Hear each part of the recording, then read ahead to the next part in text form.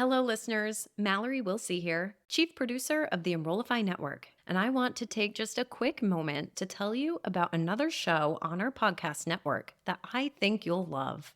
Confessions of a Higher Ed Social Media Manager is your ultimate guide to understanding the do's, don'ts, and complexities of the higher ed social media ecosystem.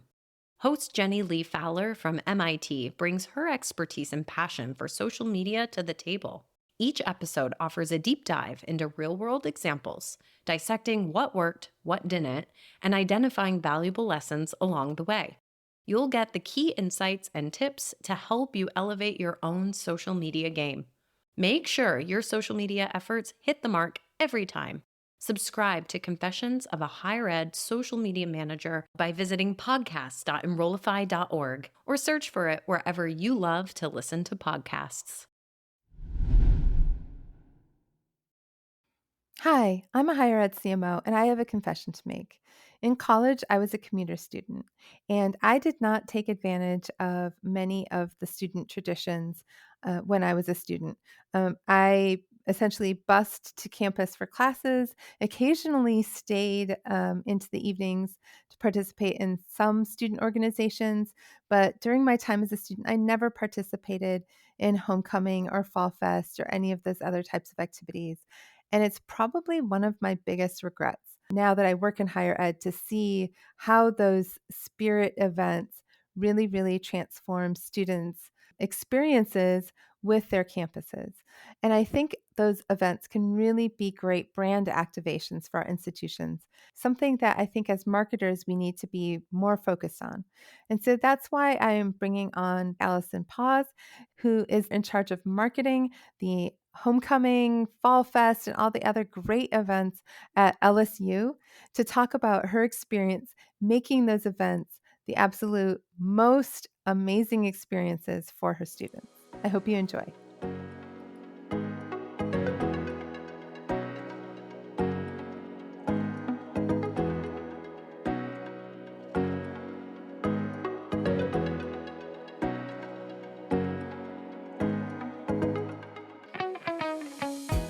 Welcome to Confessions of a Higher Ed CMO, a podcast that empowers higher ed marketers to bring innovation, creativity, and excellence to their work. I'm your host, Jaime Hunt. Join me every 2 weeks for discussions with some of the best minds in higher education marketing. Confessions of a Higher Ed CMO is part of the Enrollify Network, a robust collection of podcasts designed to help higher educational professionals like you grow. Explore our other shows at enrollify.org or check out some of my personal favorites linked in the show notes below. Enrollify is made possible by Element 451, the leading AI-powered all-in-one student engagement platform, helping institutions create meaningful, personalized, and engaging interactions with students. Learn more at element451.com.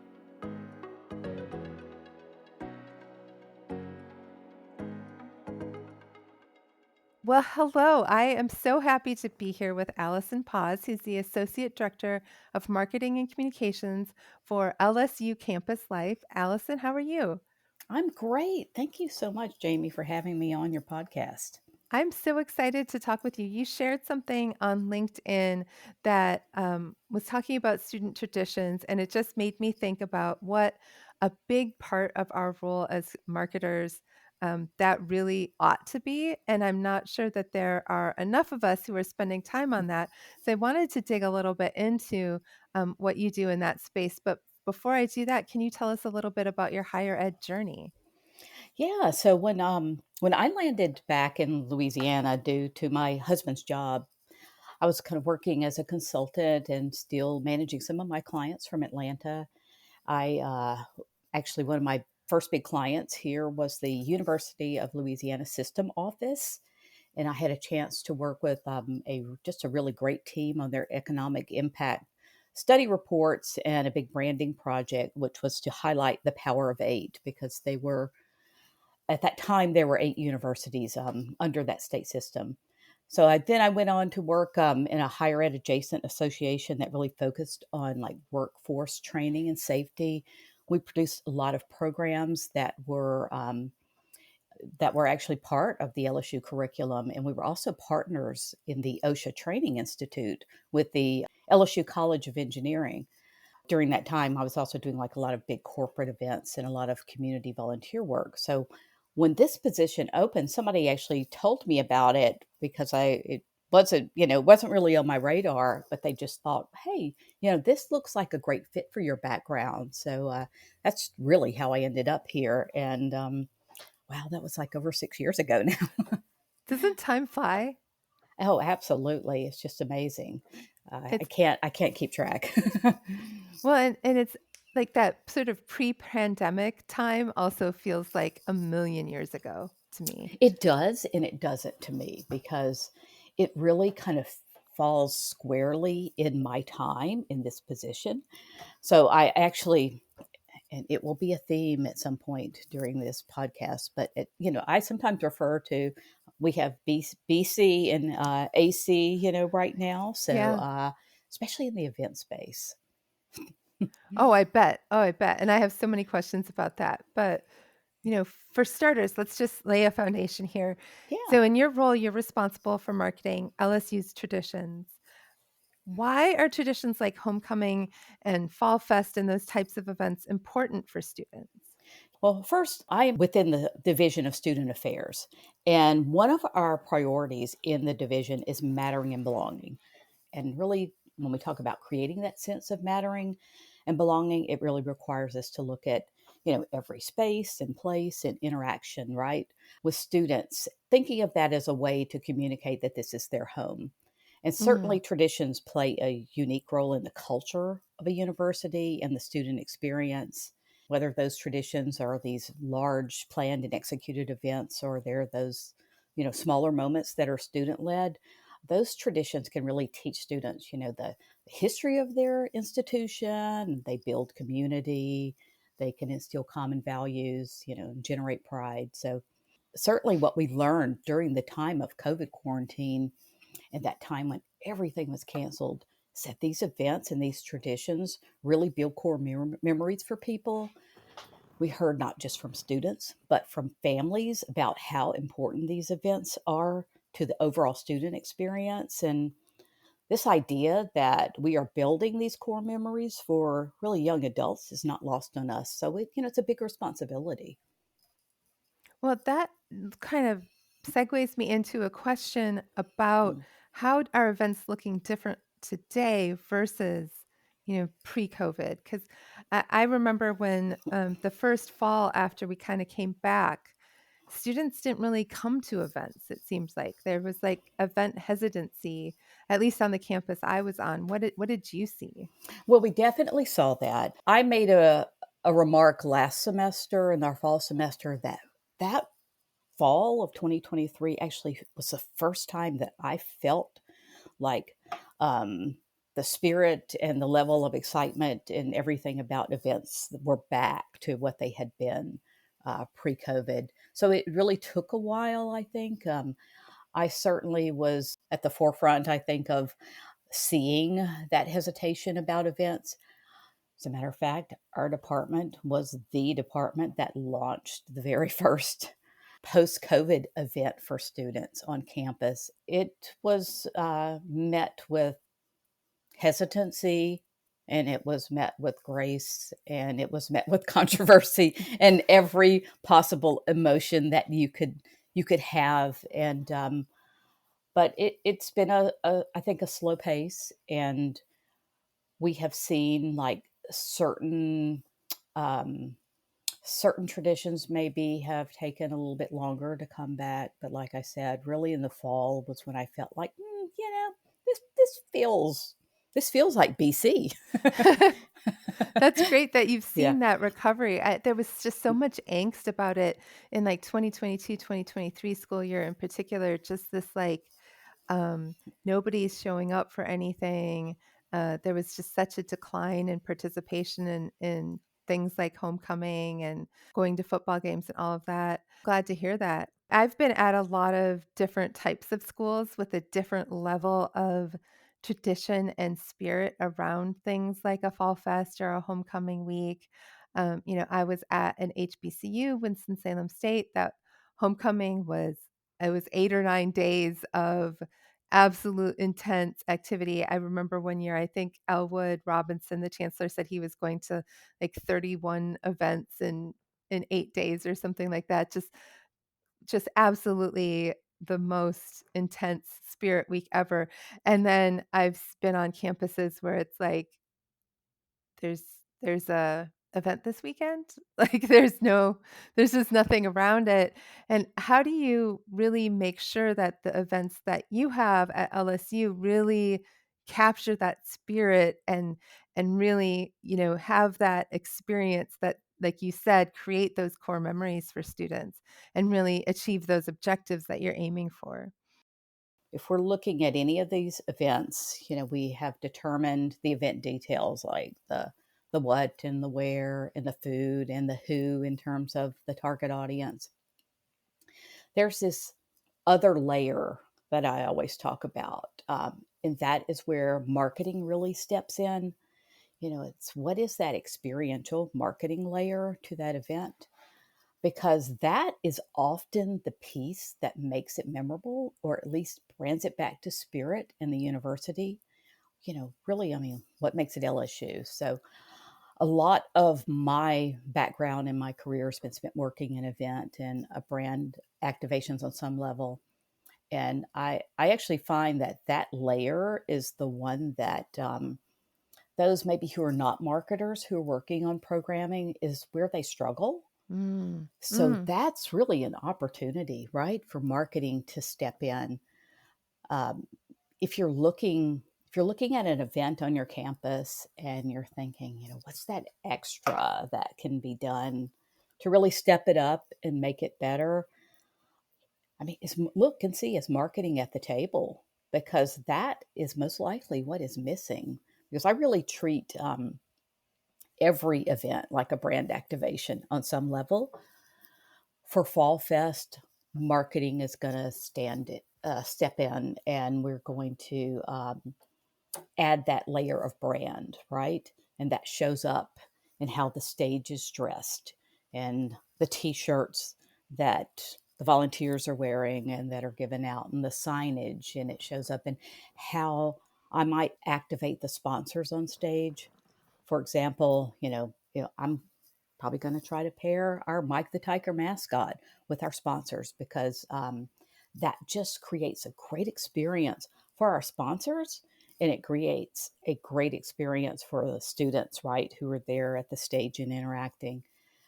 And then, of course, you know, marketing is looking at how we're advertising and promoting and positioning that event on social media.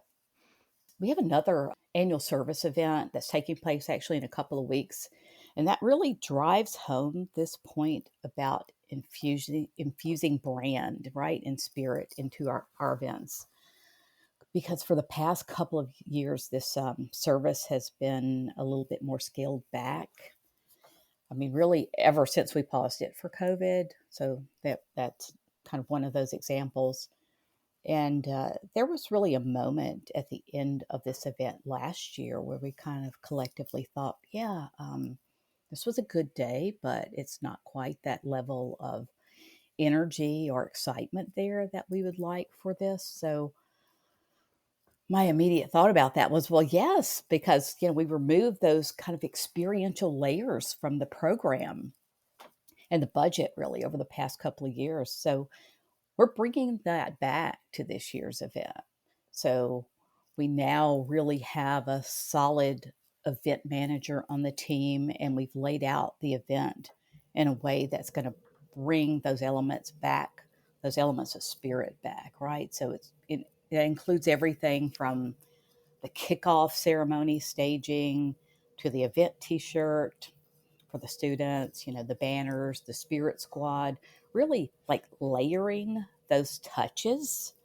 It not only brands and brings the awareness of your event, uh, across campus, but it sends a message to our students, and that message is really, hey, thank you for spending your Saturday with us. This service event's a big deal, and we really care that you chose to spend your time with us, and we appreciate your participation. So that is that again that extra layer, right? That having marketing can bring to to that event. In 2023, I made a significant change to our approach because each year, really, for as long as we can trace, there was a theme chosen for homecoming. And the tradition was to build this homecoming event logo that reflected that theme, right? And then Mhm. that theme was applied to everything homecoming and t shirts and merch and ads. And, just in my time there, I've seen some of these themes fall flat. Mm. Or maybe they just didn't really resonate largely with students in like a meaningful way. Oh my gosh, a lot of time and resources go into development. Yeah. What So and are the students setting the theme or what? yeah, so we would have a student committee that was setting those themes, and they've always set those. But sometimes those themes might reflect the likes or interest of the students who are on the committee. Right. Right. And I think that is maybe where you would see those disconnects. So, I mean, let's I could say, totally see that. right, I've absolutely seen this, like, that's not I don't see that resonating with our larger student population, and there's sort of this, like, "Well, but the students got to pick it," and yeah. yes, absolutely. So that's definitely something that we have seen. And really, kind of last year, I was feeling brave enough to act on something that our VP of Student Affairs had stated before, which was, why do we even need a theme? Right. It's homecoming. And so, it really turns out that we don't, or at least not in the way that we had approached it for however many years. So I did some research across like large universities and peer institutions and really propose that we move away from it, because what I found is that some of the larger institutions had an approach of, we really have enough spirit here at our university that our spirit is enough that we don't need this extra theme that may or may not resonate. From there, I took that to our Central University comms office and I said, here's what I'm thinking about doing and why, creating that mark. And we used it for everything last year. And we'll do that again moving forward. Doing that provides us that flexibility that if we need some type of like competition theme, we could, that is used for student orgs or Greek orgs or whatever, we have the ability to do that based on spirit, Mm. some spirit theme. And this last year, our spirit theme for competitions was champion status. Oh, I love it. So it was fun to see how that played out, but with that centralized homecoming banner, right, for the university. This year, we're aligning with LSU Athletics marketing on something that's a little game day focused, and which I can't announce now. But that it's going to really allow us for a more unified, campus-wide approach to the spirit of homecoming week, which is really what we felt like was missing. And like the bonus last year was that we had these spirit buttons for homecoming week, and they were worn by the returning players at the Alumni Association Nice. event the night before the game, and we had not seen that happen before. And so we were like, "Oh, that's a first, but it's definitely not a last." So those are some of the ways that we are looking at and approaching spirit. When I think about the success of WSSU's homecoming, I think about how we had an events office that brought together everybody from across campus to be involved in that. So it was, to your point, athletics and student life and alumni and marketing and, fill in the blank, so that everybody felt like some sense of ownership in it and felt some sense of connection to it. So it was an event that became a whole campus event. And I think I've mentioned it before on this podcast. My favorite day of the year is supposed to be commencement, but at WSSU, it was the Friday before homecoming when they do a mini parade. We had concerts all day. We had food trucks. We had vendors. It was like being invited to the biggest cookout ever, and it was just absolutely amazing. And I know that, like, even I'm not an alum, I would go back for homecoming. Like, it was just absolutely fabulous. But I know you one of the things on your LinkedIn, it talked about that you're also involved in, like, orientation and admissions events, and so do you bring that same sense of spirit to that? And I know one of the things that it mentioned is that you revamped those events.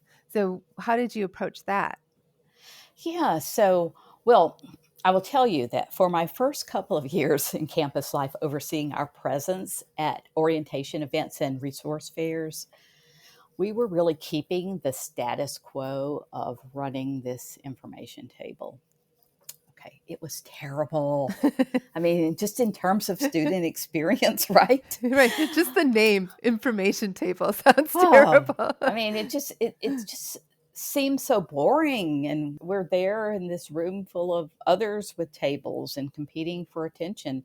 And at that part of the day for students, I mean, that's it. There, it's in the afternoon, so they've heard so much information all day that the last thing that they want to do is go from table to table to hear people talk at them. Yeah, And then, of course, then we were trying to just tell them way too much. right. So I just gave us permission in our team, in our unit, to just stop that and refocus on what is that one thing that we need students to know about us when they get here in the fall. I basically kind of tapped into my years of overseeing trade shows and conferences, and once again, applying brand activation concepts to our presence at events. We now have this pop up table display that is like a backdrop for photos or Mm, for selfies. And we have props, little signs where students can go up there and they tie back to involvement, and they can look at that and choose if they're going to use a prop.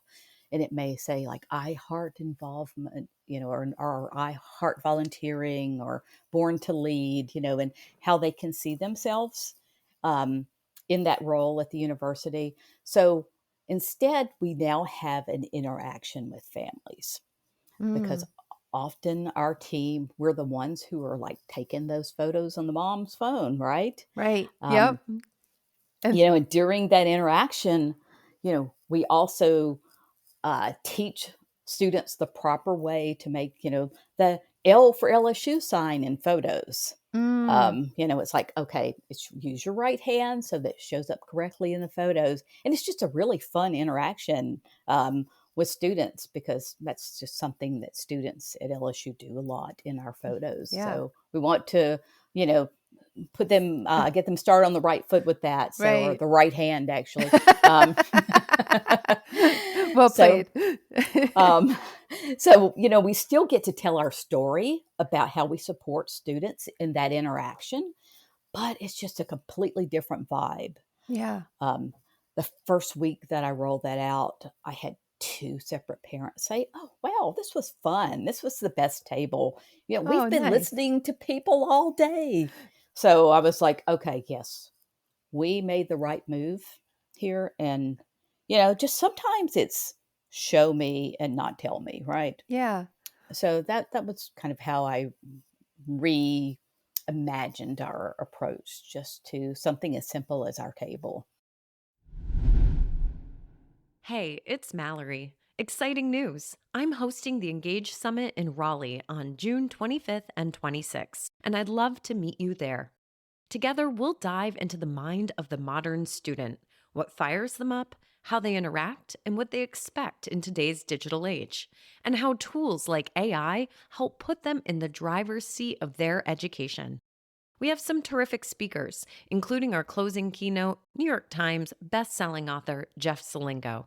Sessions will dig into practical ideas and innovative strategies to get your team more student centered and ready to adopt AI. And many of your favorite Enrollify hosts are presenting too, like Jamie Hunt, Jenny Lee Fowler, and Brian Gross.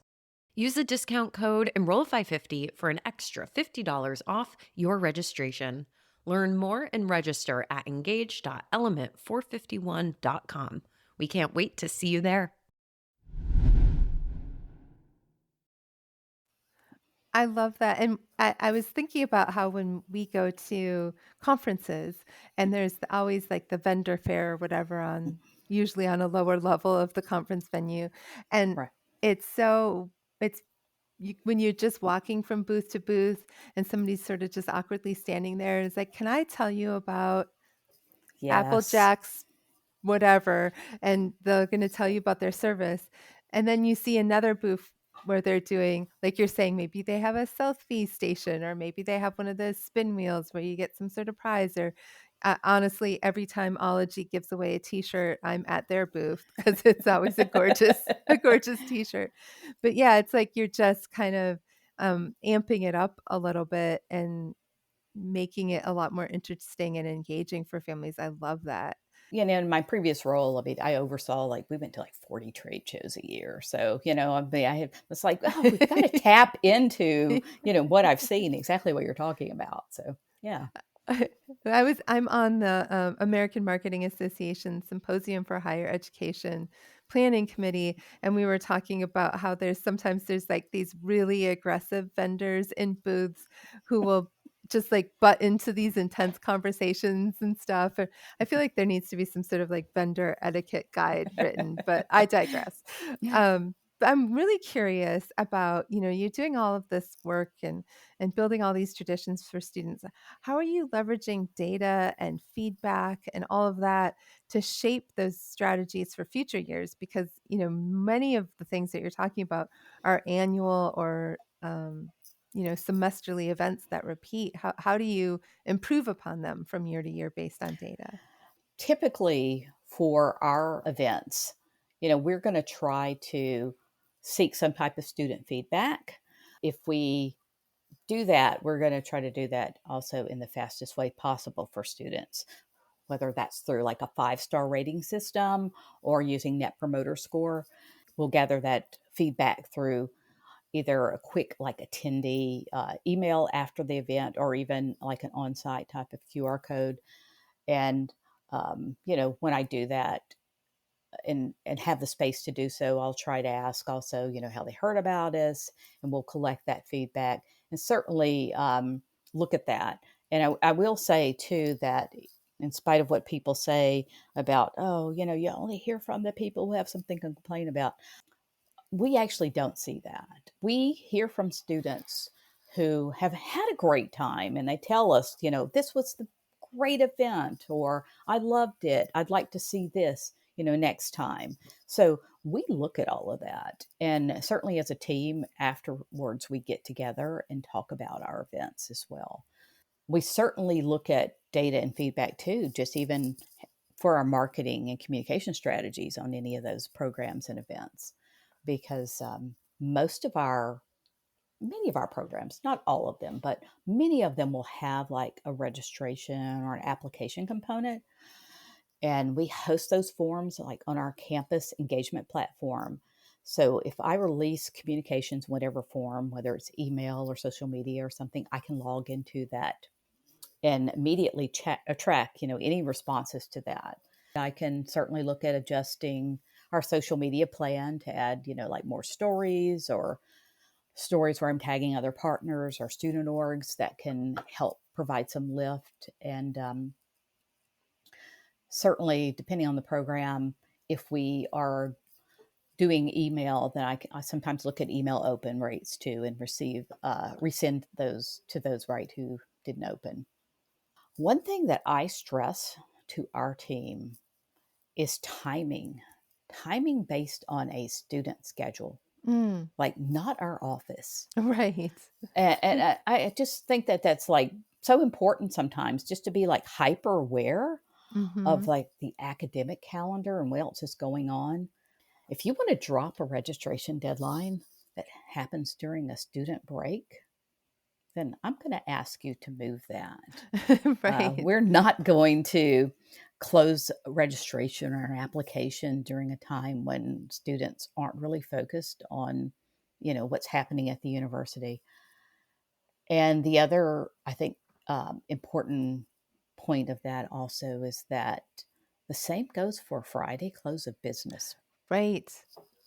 If you, as staff, if you're not working over the weekend to process applications or registrations, then give the students until Sunday night.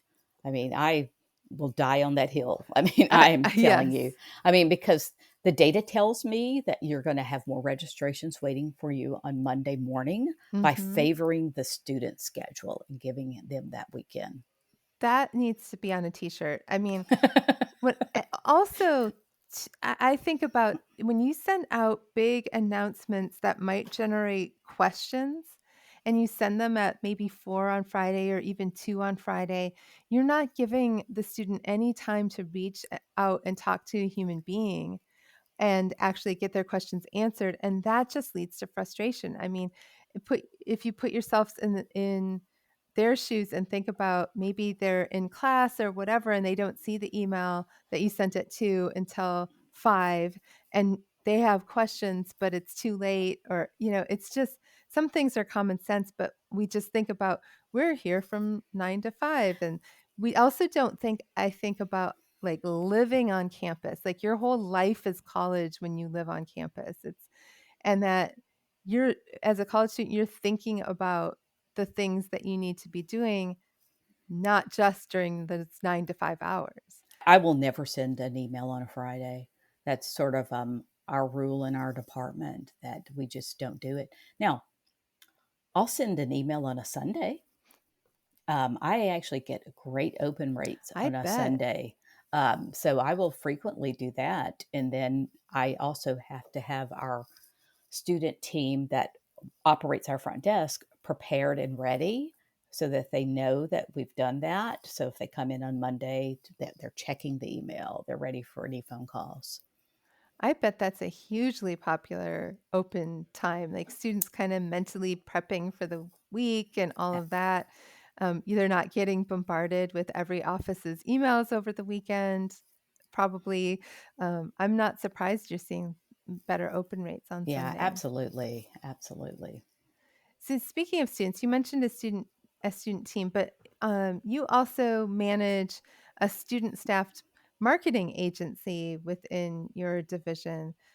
Tell me about that. Tell me about those students and what they do.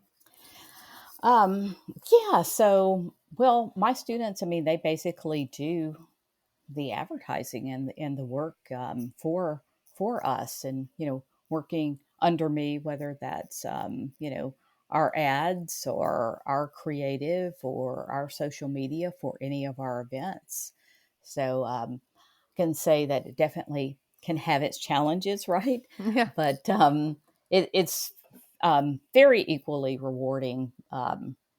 It just requires that first you have to be very organized, and second, very strategic Yeah. in terms of having like workflows and processes in place. And typically, like the program schedule for the academic year is really going to inform me like how many students I'm going to need to cover that Mhm. workload. I think that the interesting thing about working with students, though, is that depending on their class load, most of the time I have students that can only work like 10 hours per week. Right, right. So I may have basically two or three like design students who are basically job sharing. And so for me, that means that I just have to have a really tight process, like for file management, when it comes to file naming, file versioning, how files and assets are packaged, so that, designer B comes in and they need to do something on the files that designer A did. Uh, it's okay. We're good. They can do that. I don't need to wait for that student to come back to work. There are a lot of positives too. Working with students, it infuses the student voice into the work, especially on social media, because I'm always thinking of things and ideas to try. And I mean, the students can really be those guardrails for you Right, right. when you Like, have that's those gonna be ideas. cringy, right? Yeah. Right, they will definitely speak up, and I love that. Or you get that, definitely that perspective. And the other thing is that we really get to provide professional experience for students, because on the first day of work for any student, they're handed the brand guide to review Mm, because mm. they're going to have to work within those guidelines. And that's often their first time working within that type of structure. That kinda leads me to the question of how do you manage, like, their desire for creative expression with working with a brand when it's their first time doing that? How do you approach teaching them that? Because I know when I try to hire, I'm trying to hire people who have experience having done that, so you don't have to teach that. Well, I think, what it does is it allows them and to understand the value of that too, of using real world structures and processes that elevate their resume when they graduate out into the world. So I try to impress upon any student who's looking to come into my team, um, that this is how this is going to work, and these are the whys, and this is the benefit for you. I actually had a couple of students who recently who like led their senior group projects because they were the only ones who had experience working with briefs, Oh, wow. and Yeah. it it gave them a competitive edge, but it also gave them confidence. Yeah. And I just can't stress that, you know, how meaningful that is, right, for students when they're getting ready to go out into the world. So I think as long as you're giving students like a good experience and they're working on high visibility projects on behalf of the university, too, you can also create a pipeline to replace those students as they graduate. But the other thing I think also that I am always mindful of is creating a safe space for students Mm. to learn, Yeah. because I'm going to give them that space to work on that content, that design piece, and give them that space to explore their options. And then I may step in and say, yes, I really like this direction, but make it LSU. Yeah. And to see that like come together for them and how they understand, and then, oh, wait, understand how to apply this and to put that together. I mean, that's really inspiring, right? To see that. So when you're working with students and then working with, others across your division, how are you making sure that that narrative that goes across all the channels that you use, whether it's social, web, print, otherwise, how do you make sure that that stays consistent when you're working with, like you said, sometimes you might have multiple students working on one piece. How do you maintain that Yeah. consistency? Well, I mean, that's the $1,000,000 question, right? Right? No, well, really, but so like my first process is to map out like that customer journey, because I, still can use that process here, right? And we're looking at, the where, the how, the when, um, in terms of where our messaging is going out. And sometimes on campus that can be fairly finite, right? In terms of what your options are. Right. And but also, if there's an outreach component, then I'm going to make sure that all the parties have the same talking points and positioning so that we're working on like that same exact end goal. And I mention outreach because my feeling is that everyone owns outreach, just in terms of the Yes. organic nature of that, just knowing different groups or students, you may be talking about. Our programs that are upcoming. And as we're working on something, all that information is going like into our project management files, and the marketing team is going to be crafting and messaging everything at one time. So we're going to see all the pieces before anything is released to the market to be sure that it's cohesive, especially if there are multiple pieces of social media content, which there often are, right?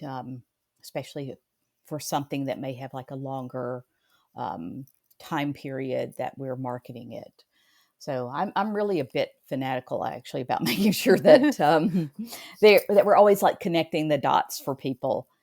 And if we're working a live event, then we're using the script or the run a show to have a coverage plan in place in advance, because that's going to ensure that we're on track. If we're posting event stories or the making sure that photographers are getting like the required shots that we're looking for. If there is captioning or tagging that's going to take place on social media, then all of that's going to be on whoever is running that social. They're going to have that already in a note on their phone, because there's no guesswork. We don't want anything left to chance out there when you're managing the dynamic, right, of a live event and Mm-hmm. doing any type of posting.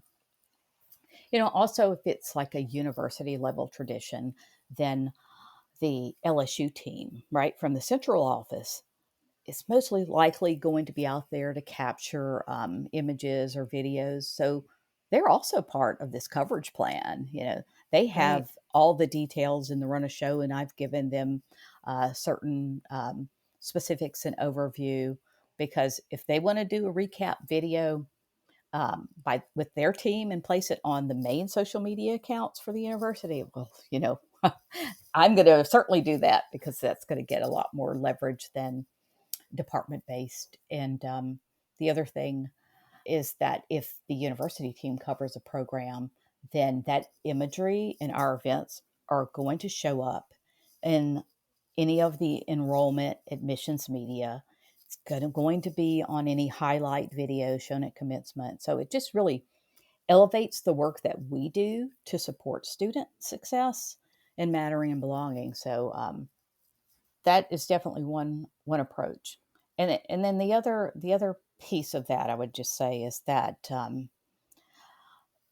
ensuring from marketing, right, that anyone who is creating a program or event on our team, that they can answer the why.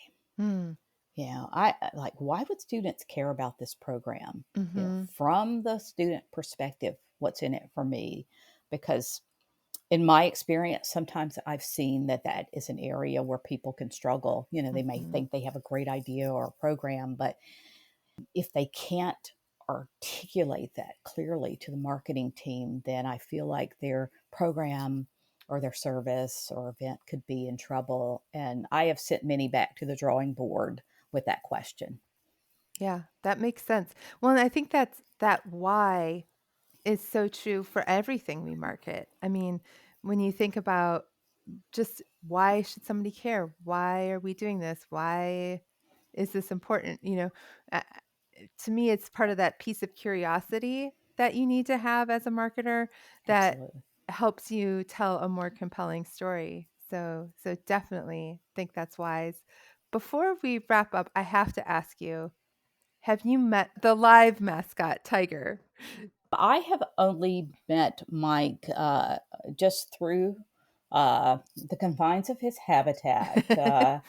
I have not had the honor of meeting him any closer than through the glass or through the fence.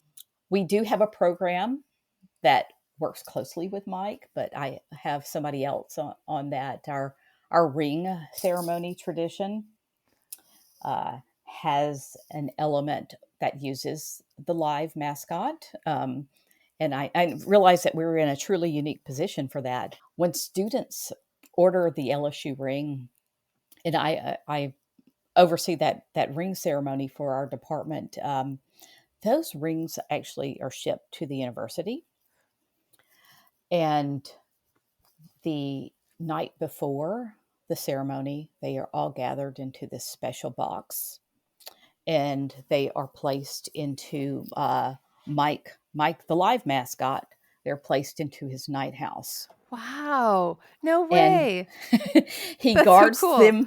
He guards them overnight. It's called Overnight with Mike. Oh, cool. Um, so we do have, a couple of people on the team who are responsible for making sure that happens, and so that's a really magical moment that I realize we are in a very unique position Yeah. to offer that. But that is something else that we do. That would be my closest ties, I think, with the live mic. Now, Mascot Mike, we see all the time. I'm sure. Yeah.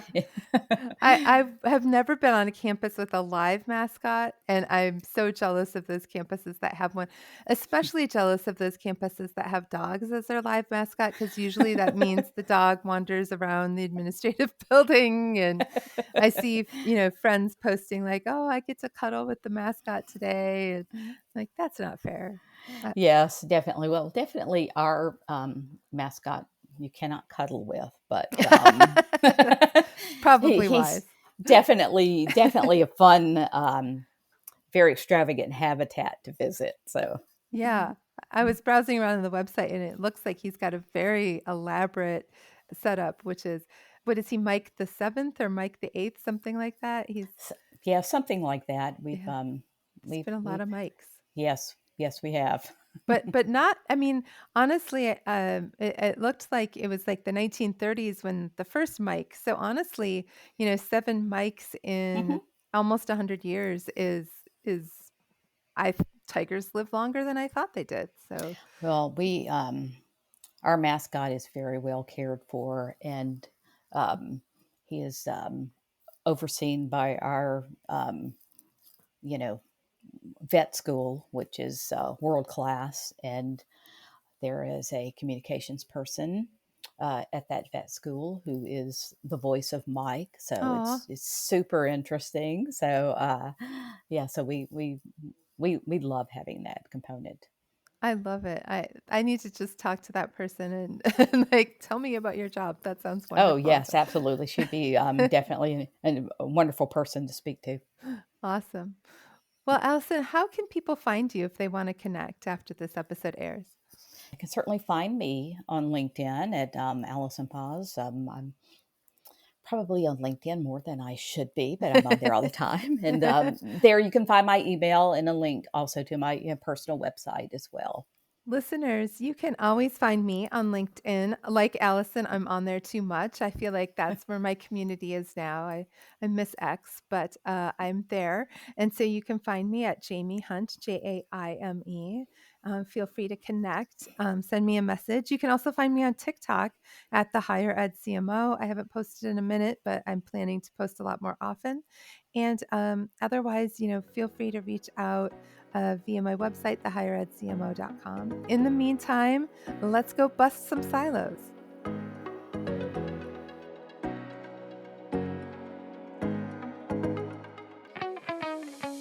Confessions of a Higher Ed CMO is part of the Enrollify podcast network. If you like this podcast, chances are you'll like other Enrollify shows too. Our podcast network is growing by the month, and we've got a plethora of marketing, enrollment, and higher ed technology shows that are jam-packed with stories, ideas, and frameworks, all designed to empower you to be a better higher ed professional. Our shows help higher ed marketers and admissions professionals find their next big idea and feature a selection of the industry best as your hosts. Learn from Mallory Wilsey, Seth Odell, Jenny Lee Fowler, Eddie Francis, and so many other of your favorite leaders in higher ed. Enrollify is made possible by Element 451, the leading AI-powered all-in-one student engagement platform, helping institutions create meaningful, personalized, and engaging interactions with students. Learn more at element451.com.